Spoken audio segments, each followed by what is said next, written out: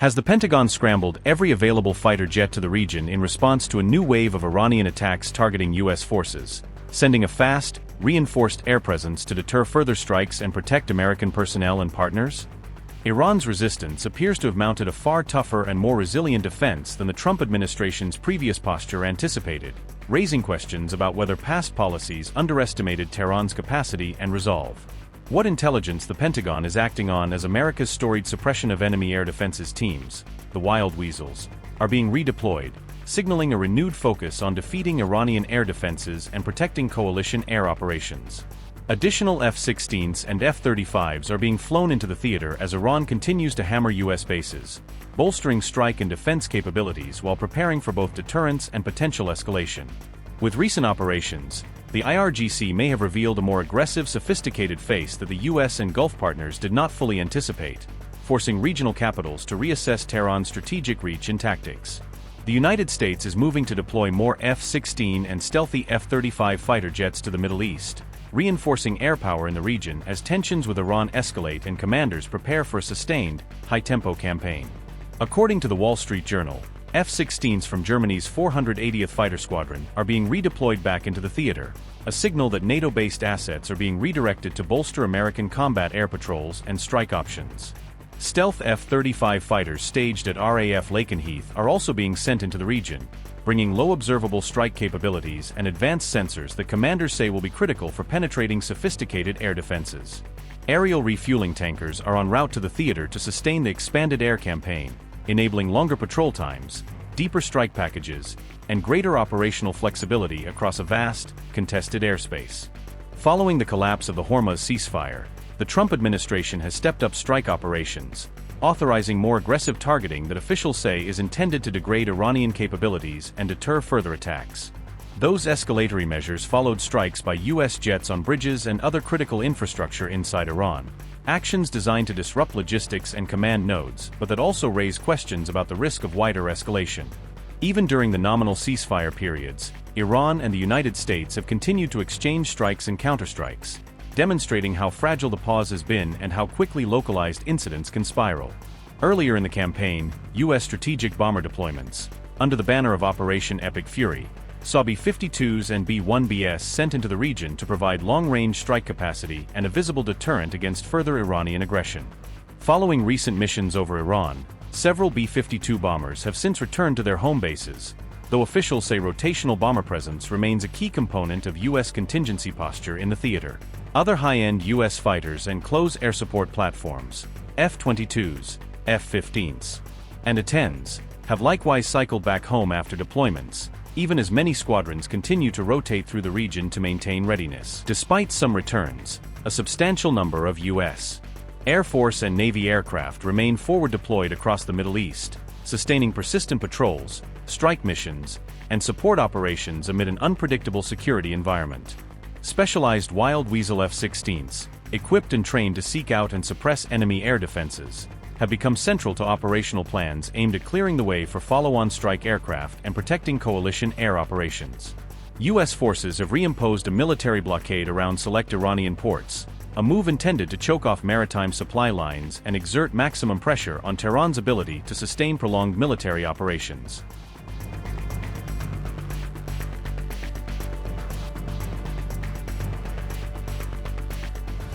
Iran's ability to penetrate American air defense systems during the war has reportedly surprised senior U.S. officials.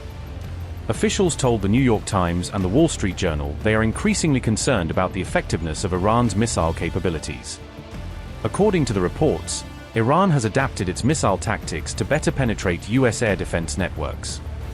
The Wall Street Journal reported that Iran is using high-speed maneuvering missiles to challenge American defensive systems. The missiles are said to alter their flight path during the terminal phase of their descent, making them more difficult to intercept.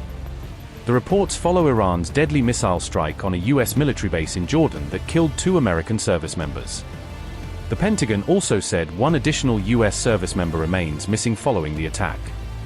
According to the New York Times, the strikes demonstrated that Iran still possesses a significant missile arsenal despite repeated U.S. attacks. The report said U.S. forces had been moved to Jordan before the war because it was considered a safer deployment location. However, American troops in Jordan reportedly came under multiple Iranian missile and drone attacks during the past week. Reports also said dozens of U.S. personnel were injured and several Black Hawk helicopters were damaged during the attacks.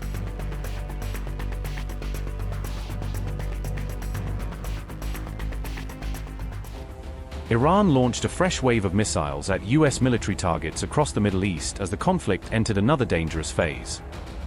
Multiple missile launches were reported from different parts of Iran, signaling a broad escalation in the regional confrontation. Kuwait said its air defenses engaged hostile Iranian drones after detecting multiple aerial threats entering its airspace. Statement by General Staff of Kuwaiti Armed Forces said, and I quote, "Kuwaiti air defenses are currently confronting attacks by hostile drones, following the sinful Iranian aggression."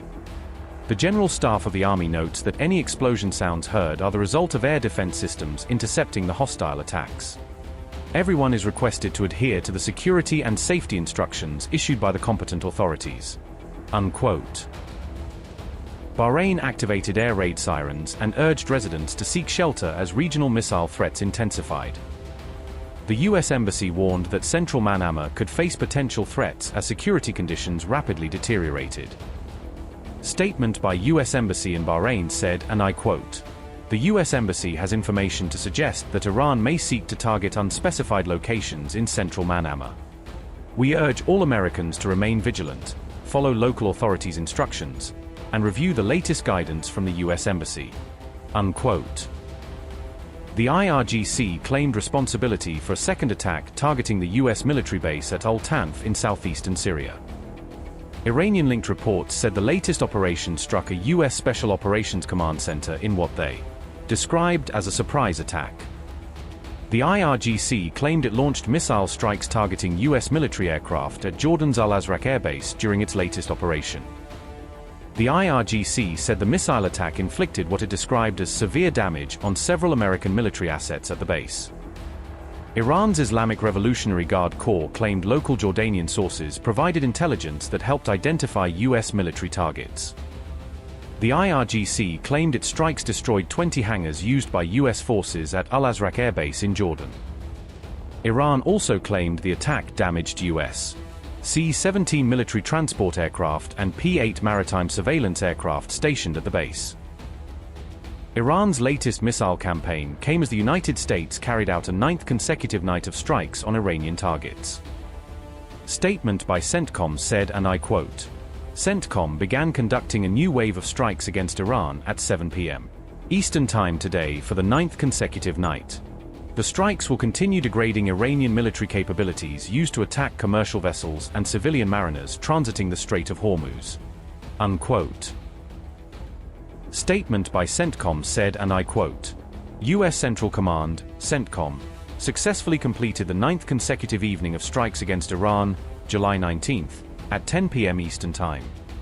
CENTCOM assets targeted Iranian military command centers, air defense and coastal surveillance sites, maritime capabilities, missile and drone launch sites, and communications networks to further diminish Iran's ability to attack commercial vessels and civilian mariners transiting the Strait of Hormuz.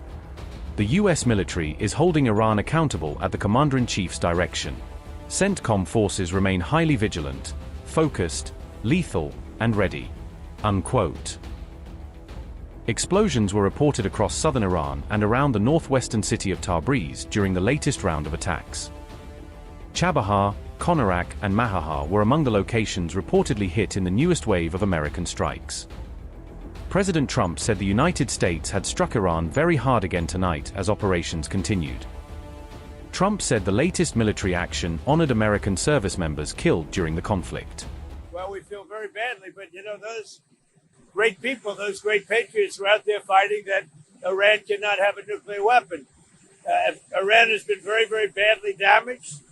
They've lost everything almost militarily. They've got very little left. They've got some missiles. They've got some drones. They've got some manufacturing ability, not much. We control the strait.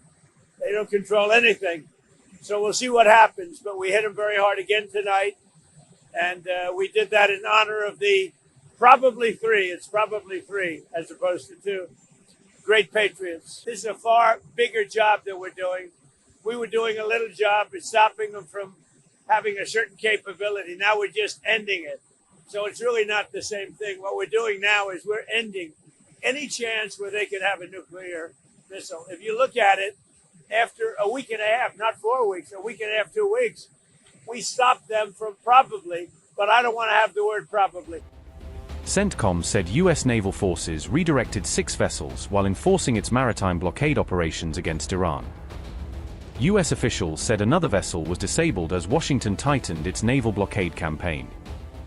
CENTCOM confirmed unidentified human remains were recovered following Iran's missile strike on a U.S. position in Jordan. The discovery came days after 2 U.S. service members were killed in the July 17th attack. CENTCOM also confirmed a U.S. service member was killed in northern Iraq on July 18th. The U.S. military said the service member died during the detonation of captured Iranian drone ordnance.